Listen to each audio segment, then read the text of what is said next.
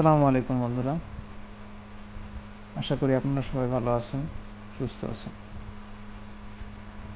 আমি বিগত 1 বছরের উপর হয়েছে আসলে আমার চ্যানেলে কোনো ভিডিও আপলোড করি নাই। আমি নানাবিধ কাজে একটু ব্যস্ত ছিলাম, তার কারণে আসলে কোনো ভিডিও আপলোড করতে পারি নাই, হাতে সময় ছিল না। আপনারা অবশ্যই ভিডিও টাইটেল দেখে এতক্ষণে বুঝে গেছেন আসলে আমি কী বলতে চাচ্ছি। আপনারা যারা আমাকে অনেকদিন যাবত ফলো করেন আপনারা জানেন আমি ইউক্রেনে ছিলাম।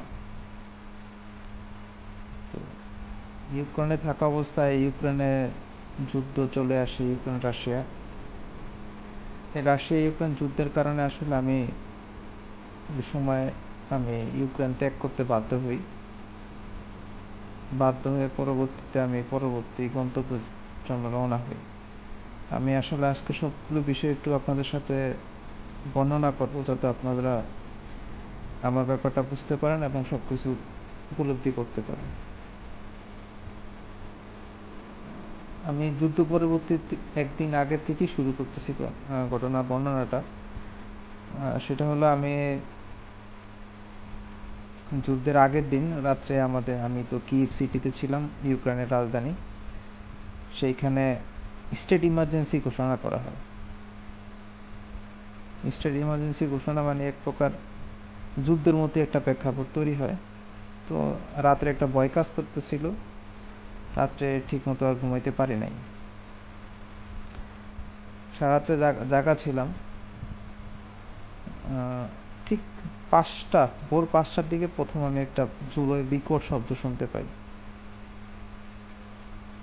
বিকট শব্দ শুনতে পাওয়ার পরে আমি আসলে খুব একটু হতচমক হয়ে যাই যে আসলে কী হলো। তা আমি এটা বুঝে ওঠার জন্য আমি একটু উঠে বসলাম। বসার পরে আরেকটা কাছাকাছি সময় আরেকটা বিকট শব্দ আমি পাই। তারপরে আমি রুমের দরজা খুলে বারান্দায় যাই আসলে ব্যাপারটা বোঝার জন্য।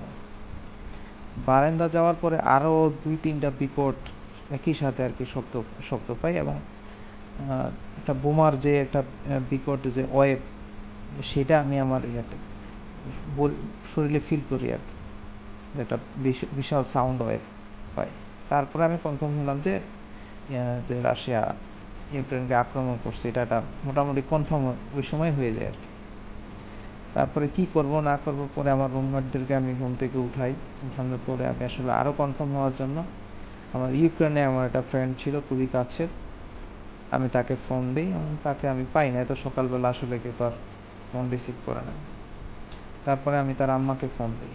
তার আম্মাকে ফোন দেওয়ার পরে তার আম্মা তাকে ফোনটা দেয়। আমি বলি যে ইউক্রেনে বোমা হামলা হয়েছে, তুমি একটু টিভি দেখো, দেখে আমার একটু কনফার্ম করে জানাও।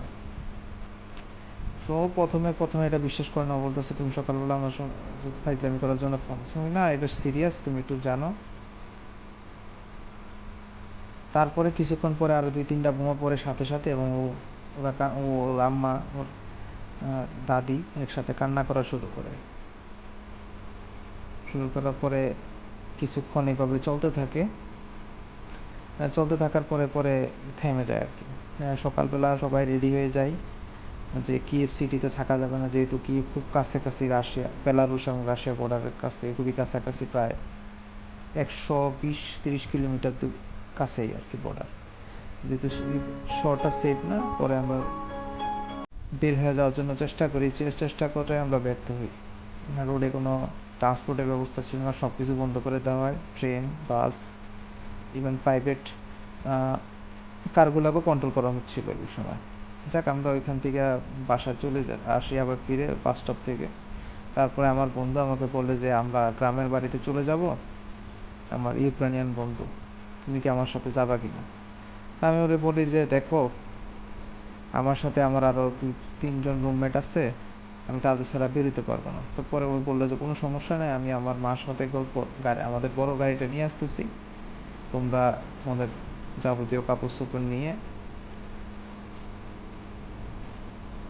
রেডি থাকো। আমরা একটু শীতের কাপড় নিয়ে, ওই সময় মারাত্মক অনেক শীত পড়তেছিল, প্রায় -7-8 ডিগ্রি সেলসিয়াস ছিল। পরে আমরা রেডি হয়ে যাই, বাসার থেকে কিছু খাবার দাবার নিয়ে নেই, আর একটা ব্যাগে 1 দিন বা 2 দিন চলার মতো যতটুকু কাপড় নিয়ে নেই আর কি। এত কিছু নিয়ে তোর মুখ করা কোথায় যায় কী করি আসলে তো পুরো পাসপোর্ট, টাকা, অন্যান্য জিনিসপত্র নিয়ে নেই সাথে, আর কিছু খাবার দাবার শুকনো নিয়ে নেই। নিয়ে তারপর ও আমাদেরকে আসে রিসিভ করে নিয়ে যাবো। আমরা ওই দিন বিকালের দিকে ওই কিএফ সিটি থেকে প্রায় 150 কিলোমিটার অন্যদিকে, মানে এটা উত্তর দিকে হবে আর কি, আমরা একটু ভিতরের দিকে চলে যাই আর কি, অন্য একটা শহরে গ্রামের দিকে চলে যাই। ওইখানে আমরা ওই বাড়িতে অনেক ওনাদের আত্মীয় স্বজন সব শহরে খুবই গাদাগাদি করে একটা রাত্র যাপন করার পরে আমরা ওনাদেরকে বলি, দেখো আমরা এখানে আমরা সেফ না, এটা আমাদের কান্ট্রি না, আমরা চলে যেতে চাই, আমরা যে বর্ডারের দিকে যেতে চাই। ওরা আমাকে আমার ওই ফ্রেন্ডের দাদা একজন বড় ডাক্তার, উনি বলতেছে দেখো তোমাদেরকে পুলিশ ধরে নিয়ে যাবে, বলবে যে তোমরা স্পাই, তোমাদের বিপদ হবে, তোমরা এখান থেকে যেও না, তোমাদের ক্ষতি হবে। তারপর আমরা জোরাজোরি করে চলে যাই। ওদের ট্রেন স্টেশনে গিয়ে আমরা কোনো ট্রেন পাই নাই, বাস পাই নাই। ওদেরকে আমরা এক প্রকার প্রেশার দিই যে আমাদেরকে রাস্তায় নামিয়ে দাও। তারপর ওরা আমাদেরকে রাস্তায় নামিয়ে চলে আসে। এর কিছুক্ষণ পরে আমাদেরকে পুলিশ ধরে আমাদের ডকুমেন্টস চেক করে। যাক, আমি ডকুমেন্টস দিয়ে বলি যে আমরা আসলে এখানে আসছি, এখান থেকে আমার যেভাবে আসছে ওটা বলি, তারা বিশ্বাস করে আমাদেরকে ছেড়ে দেয়। তারপরে ওদেরকে আবার ফোন দেই, ওরা আবার আসে। আসার পরে আমাদেরকে আবার রেলওয়ে স্টেশনে নিয়ে যায়। নিয়ে যাওয়ার পথেই দেখলাম যে 2-3টা গাড়ি থামানো, পরে আমি নেমে একটা গাড়ির সাথে প্রথম ড্রাইভারের সাথে কথা বলি, ওরা যেতে রাজি হয় বর্ডার পর্যন্ত। পরে আমরা ওইভাবে ওইখান থেকে গাড়ি নিয়ে প্রায় বাংলাদেশি টাকায় 70,000 থেকে 80,000 টাকা পরে ওই গাড়ি ভাড়া করতে নিয়ে আমরা আসলে ওই গাড়ি নিয়ে আমরা বর্ডারে চলে যাই। প্রায় 2 দিনের মতো লাগে আমাদের বর্ডারে যেতে। তারপরে আমরা বর্ডারে 20 কিলোমিটার আগে আমাদেরকে গাড়ি থেকে নামিয়ে দেয়, কারণ ওইখানে যাওয়া সম্ভব হচ্ছিল না। পরে আমরা হেঁটে বর্ডারের দিকে চলে যাই। আমি আসলে বিস্তারিত এখানে অনেক কিছু বলার আছে, এখানে বলতে পারতেছি না, কারণ আমরা যে কি পরিমাণ কষ্ট পাইছি, কি কষ্ট করছি আমরা বর্ডারে যাওয়া অবস্থায়। খাবার ছিল না, মানে গাড়ির ভিতরে ঘুম নাই 2 দিন মতো, 2-2.5 দিনের মতো। তারপরে যাক, আমরা বহু কষ্টে বর্ডারে চলে আসি। বর্ডারে চলে আসার পরে আমাদেরকে পুলিশ আটকে দেয়, বর্ডার ক্রস করতে দেয় না। ওরা বলে আগে ইউক্রেনিয়ান ফ্যামিলিদেরকে বর্ডার ক্রস করতে, তারপরে তোমাদের। যাক, আমি অনেক নেগোসিয়েশনের পরে ওরা আমাদেরকে বর্ডার ক্রস করার জন্য অনুমতি দেয়। আমরা ওই দিনই, যেদিন বর্ডারে যাই, ওই দিন রাত্রে 10টা 10:30টার দিকে আমরা ইউক্রেন বর্ডার ত্যাগ করে আমরা পোল্যান্ড বর্ডারে যাই। পোল্যান্ডে আমি ইমিগ্রেশন কমপ্লিট হওয়ার পরে পোল্যান্ডে ঢুকে যাই। তা আমার সাথে যারা ছিল তাদের একটু বর্ডারে একটু প্রবলেম হয়েছিল, তারা আস্তে আস্তে ভোর 6টা 7টা মতো লাগছে। তারপরে আমরা একজন মানবিক লোককে পাই, তাকে বলি যে আমার এক পরিচিত আছে ওই পাশের সিটিতে, আমাদের ওখানে যাইতে হবে, কীভাবে যাবো? সে বলে আমি তোমাদেরকে দিয়ে আসবো। পোল্যান্ডের নাগরিক, সে আমাদেরকে তার গাড়ি করে 298 কিলোমিটার পৌঁছে দেয়। ওইখান থেকে আমি পোল্যান্ড থেকে যেদিন ওই দিনই রাত্রে আমি পোল্যান্ড থেকে, যেহেতু আমি জানতাম না আসলে আমাদের কি হবে, এখানে দেশে চলে আসা লাগবে কিনা, আমি দেশে আসতে চাচ্ছিলাম না, এই জন্য আমি পোল্যান্ড থেকে ওই দিন রাত্রেই ফ্রান্সের উদ্দেশ্যে রওনা দিয়ে একটা গাড়ি ভাড়া করি। আমরা 4 জন ভাড়া করে আমরা ফ্রান্সে চলে আসি। ফ্রান্সে চলে আসার পরে আসলে আমি রাজনৈতিক আশ্রয়ের জন্য আবেদন করি, এবং আমি একটা কাজ শিখি, পিজার রেস্টুরেন্টে একটা কাজ শিখি। আমি কাজ শেখার পর ওই রেস্টুরেন্টে আমার একটা কাজ হয়, আমি সেখানে বর্তমানে শেফ হিসাবে কর্মরত আছি। তো এইভাবে আমি চলতে থাকে। আমার ওই রাজনৈতিক আশ্রয়ের আবেদনটা প্রাথমিকভাবে খারিজ হয়ে যায়। তারপরে আমি